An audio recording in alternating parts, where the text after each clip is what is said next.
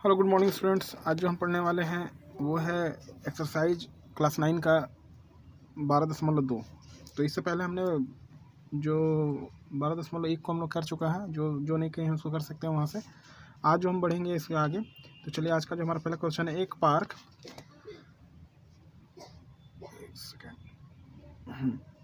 Park चतुर्भुज ABCD के आकार का है जिसमें एंगल C 90 डिग्री का है, AB 9 मीटर का है, BC 1200 मीटर का है, CD 5 मीटर का है, AD 8 मीटर का है। तो इस पार्क का कितना क्षेत्रफल होगा? तो इसको चलिए पहला क्वेश्चन करते हैं हम लोग।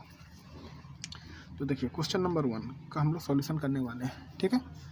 देखिए तो यहाँ आप जैसे कि देख रहे हैं, पहले हम रफ में क्या करेंगे, चतुर्भुज बना लेंगे। चलिए एक चतुर्भुज बना लेते हैं।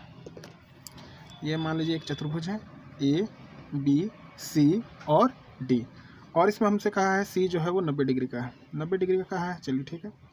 अब जैसे जैसे नेमिंग है, इसको नेमिंग कर दीजिए। देखिए AB कितना है, 9 मीटर का है, BC कितना है, 12 मीटर का है, और CD कितना है, वो 5 मीटर का है, और AD हमारा 8 मीटर का है। तो पूछा है इस पार्क का क्षेत्रफल कितना होगा। क्योंकि देखिए ये जो चैप्टर हम लोग पढ़ रहे हैं, हीरोन्स फार्मूला है, इसमें हम लोग यूज़ करते हैं। तो हीरोन्स कब करते हैं, जब जो ये देखिए जो भुजाएं जो अलग अलग होती हैं तब। तो इसमें हमको करना क्या है, देखिए ये तो हमारा क्या है, ये बहुत आसान, इसे पहले भी हमने बनाया था। ये एक 90 डिग्री का एंगल बना रहा है, यानी ये क्या है, समकोण त्रिभुज। तो इसका क्षेत्रफल बड़ी आसानी से निकाल लेंगे, यानी BCD का क्षेत्रफल हम बड़ी आसानी से निकाल लेंगे। हमको निकालना है इसका, तो इसको निकालने के लिए हमको ये भी चाहिए, ये यानी हमारा, क्योंकि देखिए 9 तो ये दिया हुआ है, ये 8 दिया हुआ है, और हमको ये जो BD है ये हमको निकालना है। तो यानी तीसरी भुजा जो है इसका हमको वो निकालना है, ठीक है। तो चलिए आगे बढ़ाते हैं। अब चलिए आगे देखते हैं। तो चलिए यहाँ पर अगर हम बात करें, पहला ले लेते हैं ए इज इक्वल टू ले लीजिए 8 मीटर, ए हमारा 8 ले लीजिए, बी हमारा क्या हो जाएगा, बी हमारा 9 मान कर चलते हैं, और सी हमको नहीं पता है। सी नहीं पता है तो सी कैसे करेंगे, तो सी हम इसमें क्वेश्चन मार्क कर रहे हैं, हमको सी निकालना होगा। तो हम इसके लिए क्या करेंगे, पाइथागोरस प्रमेय का इस्तेमाल करेंगे। तो पाइथागोरस प्रमेय में निकालने के लिए चलिए देखते हैं क्या होता है। इसे कर्ण का स्क्वायर, और फिर क्या होता है लंब का स्क्वायर प्लस आधार का स्क्वायर, ठीक है, यानी आधार का वर्ग, ये होता है।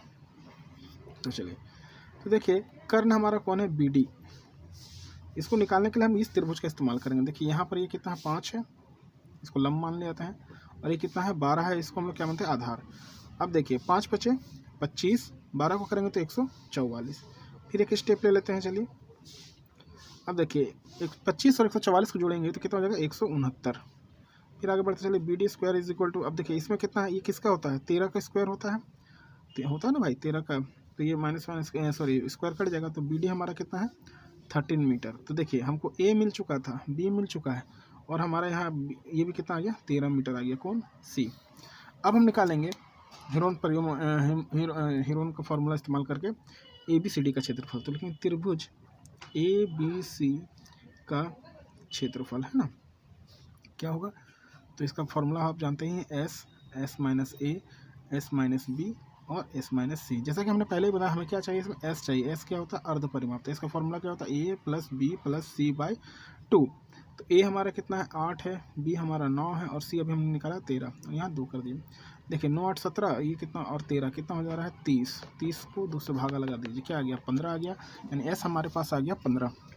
अब हम आगे बनाते हैं। चलिए इसे वैल्यू पुट कर देते हैं। जैसे पहले भी आपने, अगर आपने नहीं देखा हो जिस बच्चे ने इस वीडियो को, तो वो क्या करेगा, इसका जो 12.1 का है यानी 12.1 को, उसको आप देख लीजिएगा। अब S कितना हमारा है, 15 है।